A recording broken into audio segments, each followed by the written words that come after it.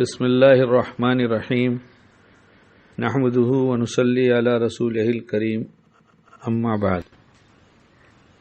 حضرت عبداللہ ابن زید رحمۃ اللہ علیہ کہتے ہیں کہ ایک رات جب چاند طلوع ہوا تو میں قبرستان پہنچا۔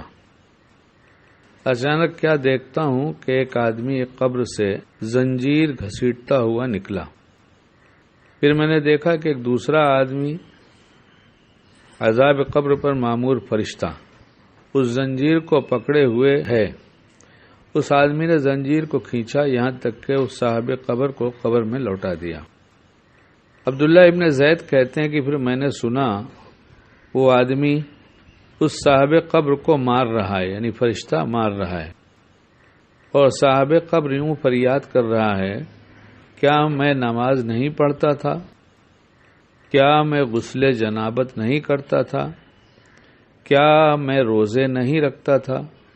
سزا دینے والے آدمی نے کہا، ہاں یقیناً تم یہ اعمال کرتے تھے، لیکن جب تم خلوت اور تنہائی میں گناہ کرتے تھے تو اللہ تعالیٰ سے ڈرتے نہیں تھے۔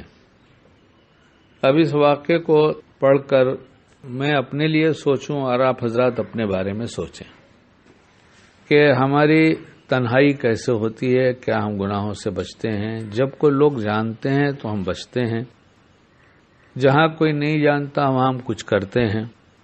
اگر واقعی جہاں کوئی نہیں جانتا وہاں بھی بچتے ہیں، جہاں لوگ جانتے ہیں وہاں بھی بچتے ہیں گناہوں سے، تو ٹھیک اچھی زندگی ہے۔ لیکن اگر اس کے برخلاف جیسا کہ اس آدمی کو جو قبر میں تھا اس پر عذاب ہو رہا ہے، تو بغور دیکھیں اپنی زندگی کو کہ ہم کون سا گناہ کرتے ہیں۔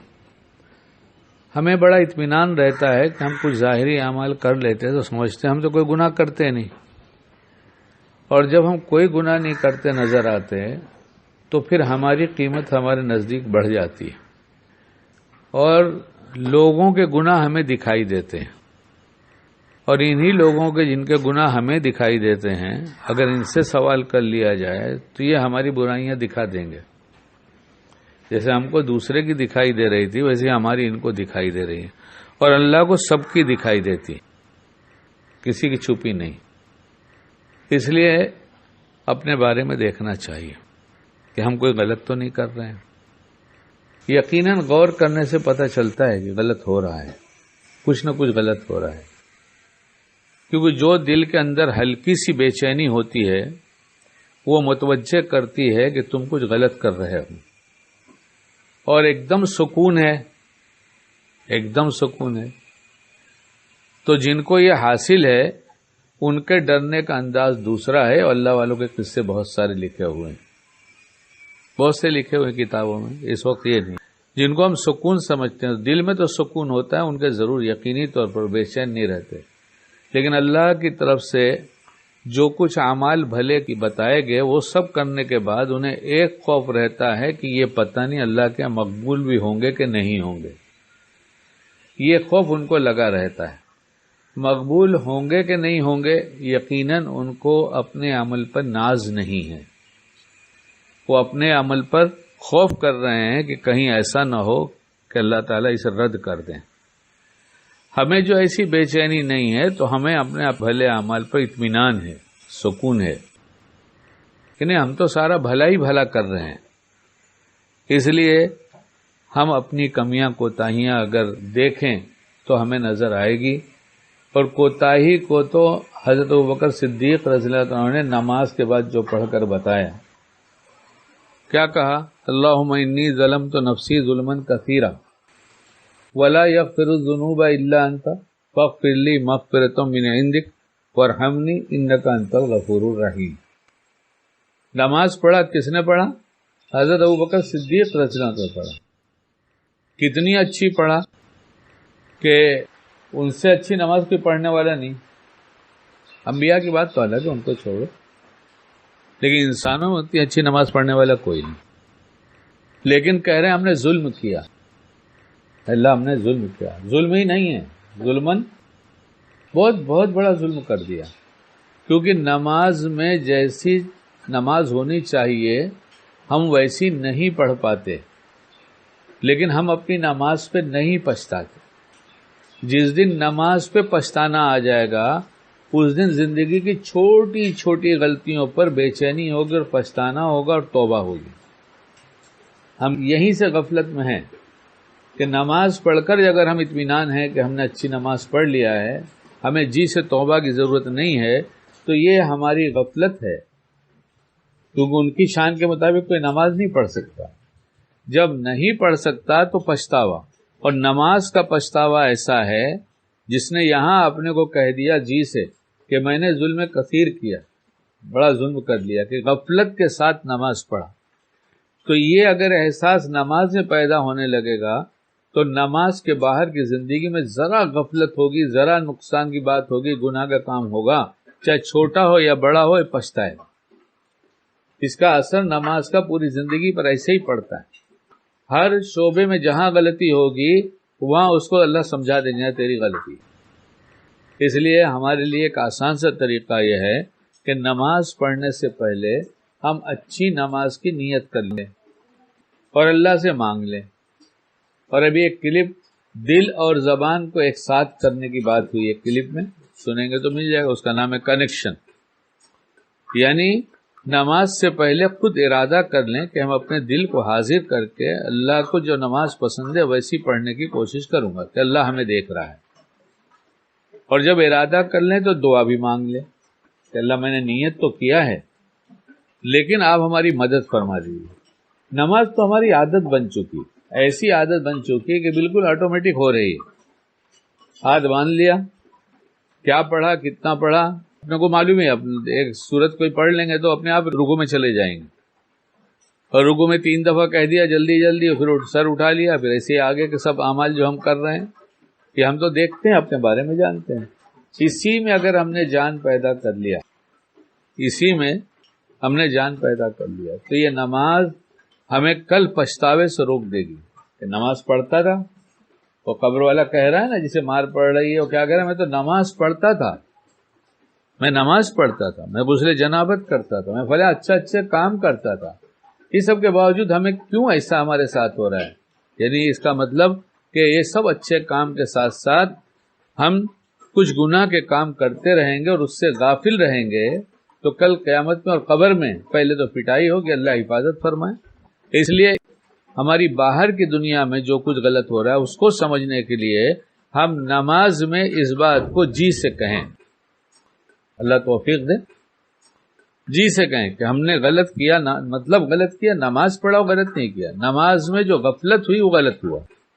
ہم کسی کے بارے میں، اپنے کاروبار دھندے کے بارے میں، اپنے کسی واقعے کے بارے میں، کوئی پچھلی ہوئی بات ہو چکی اس کے بارے میں، یا آئندہ کا کوئی خوف کسی وجہ سے ہونے کا اس کے بارے میں، ہم کبھی کبھی ایسے کھو جاتے ہیں کہ ہمیں دنیا کی کوئی خبر ہی نہیں رہتی، ہو جاتے ہیں. تو اس کا مطلب یہ ہے کہ ہم کہیں اور بھی اس دل کو لگا سکتے ہیں. جیسے دل باہر کی دنیا میں کسی بات میں لگ سکتا ہے تو نماز میں بھی دل لگ سکتا ہے. ہم نے لگانے کی کوشش نہیں کیا، لگانے کی فکر نہیں کیا، نتیجہ یہ ہے کہ نماز بھی پڑھتے ہیں اور بے دینی بھی رہتی ہے ہمارے ساتھ. اللہ ہمیں سمجھ عطا فرما دے کہ ہمارے پاس جو ایک بڑی دولت ایمان کے بعد ملی ہے وہ ہے نماز. نماز اگر نماز ہم نے بنا لیا تو ہمارا سب کچھ بن جائے. وہ نماز بنتی ہے، بہت آسانی سے بنتی ہے. پھر یہ کہ ہم نے بنانے کی کوشش کیا، صرف یہ بار بار کہا جاتا ہے، شکیل اپنے سے کہتا ہے کہ بنانے کی جو تدبیر ہے اگر ہم نے اختیار کر لیا ہے تو انشاءاللہ بنی نماز والوں کو جو فائدہ ہونے والا ہے وہ ہمیں ہوگا. اس لیے کہ اگر بنی نماز والوں کے ساتھ مرنے کے بعد حشر ہوگا تو مطلب یہ کہ دنیا میں بھی اس کا فائدہ ملے گا ہی. جو چیز آخرت میں ملنے کی ہے، اچھی جتنی چیزیں ہیں اس کی برکات، اس کا نمونہ دنیا میں ملتا ہے، اور جتنی خراب چیزیں ہیں اس کے بھی نقصانات دنیا میں دکھائی دیتے ہیں، اس سے قلب متاثر ہوتا ہے. اس لیے ہمارے بڑے حضرت رحمۃ اللہ فرماتے تھے، بس دیندار بننا چاہتے ہو، پورے دیندار بننا چاہتے ہو، ہر شعبے کے دیندار بننا چاہتے ہو، ہر وقت کے دیندار بننا چاہتے ہو، جی حضرت ایک کام کر لو، دیندار بن جاؤ. کون سا کام؟ نماز بنا دو. نماز بنا لو، دیندار بن جاؤ۔ اس لیے نماز ہم بنانے کی نیت ہی نہیں کرتے تو بنے گی کیسے؟ ہم کوئی بھی کام کرتے ہیں دنیا کا تو اچھے سے اچھا کرنے کی کوشش کرتے ہیں، اور اس میں ہماری نیت نہیں ہوتی۔ جب نیت نہیں ہوتی تو پچھتاوا نہیں ہوتا، پچھتاوا نہیں ہوتا تو توبہ نہیں ہوتی، اپنے قصور کا اعتراف نہیں ہوتا۔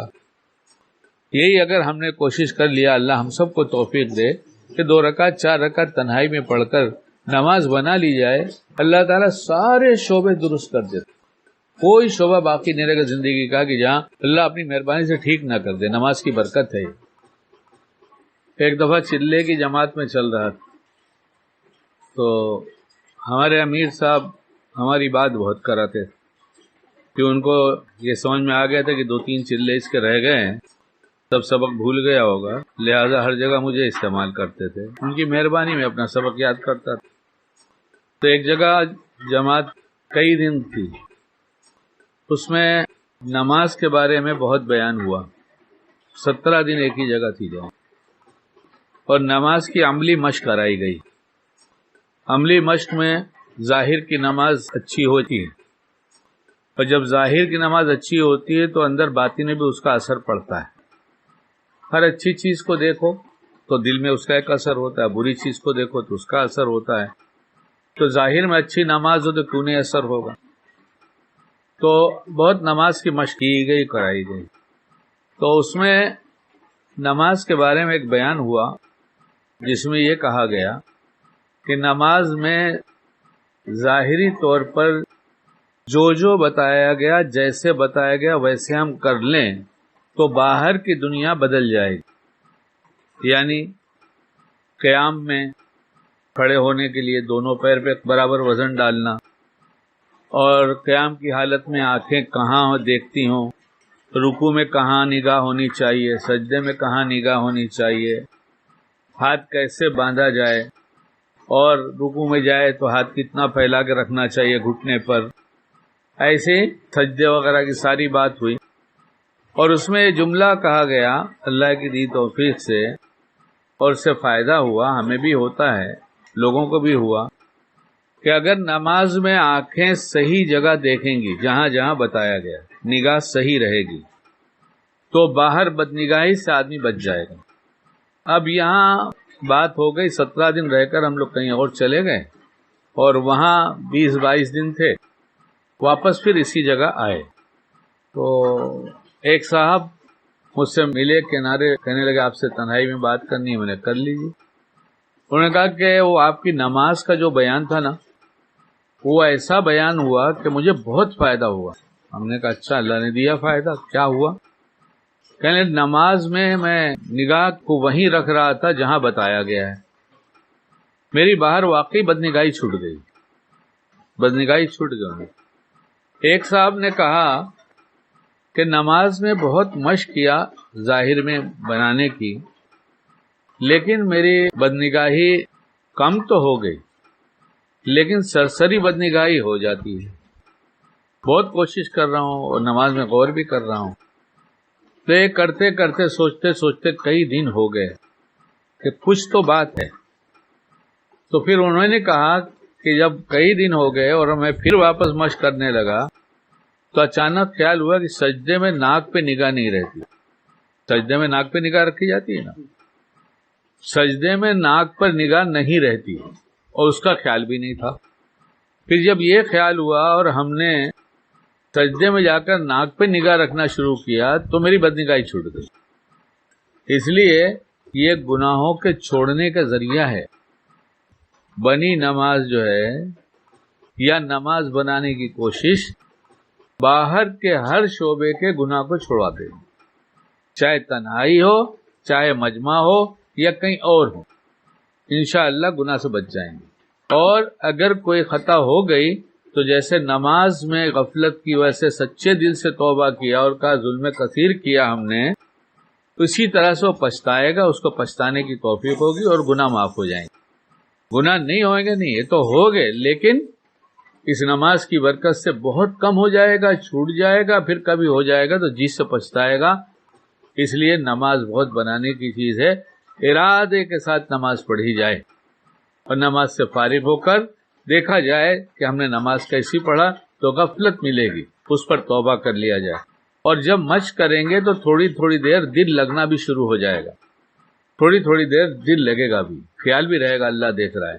تو سلام پھیر کر ایک بات یہ کر لیا جائے کہ اللہ جتنی دیر میرا دل لگا ہے یہ آپ کی بڑی مہربانی ہے، اور اس پر کہہ دیا جائے الحمدللہ الحمدللہ الحمدللہ الحمدللہ رب العالمین.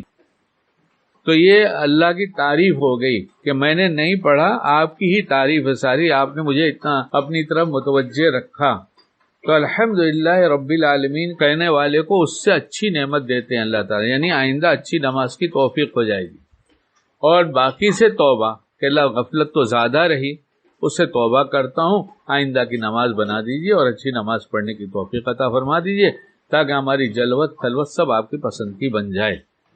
اس لیے اس وقت اتنی بات کہہ رہا ہوں کہ ایسا نہ ہو کہ ہم اس دھوکے میں رہیں کہ ہم بڑے دیندار ہیں، ہم یہ کرتے ہیں اور وہ کرتے ہیں، پتہ چلا قیامت کے دن پکڑ ہو گئی یا قبر میں ہی پکڑ ہو گئی کہ یہ سب کے باوجود تو ایسے گناہ کے کام بھی کیا کرتا تھا جس پر توبہ بھی نہیں ہوتی. اللہ تعالی ہم سب کو موقع کی سوجھ بوجھ عطا فرمائے، جس وقت جو کرنا اللہ کو پسند ہے کرنے کی توفیق عطا فرمائے.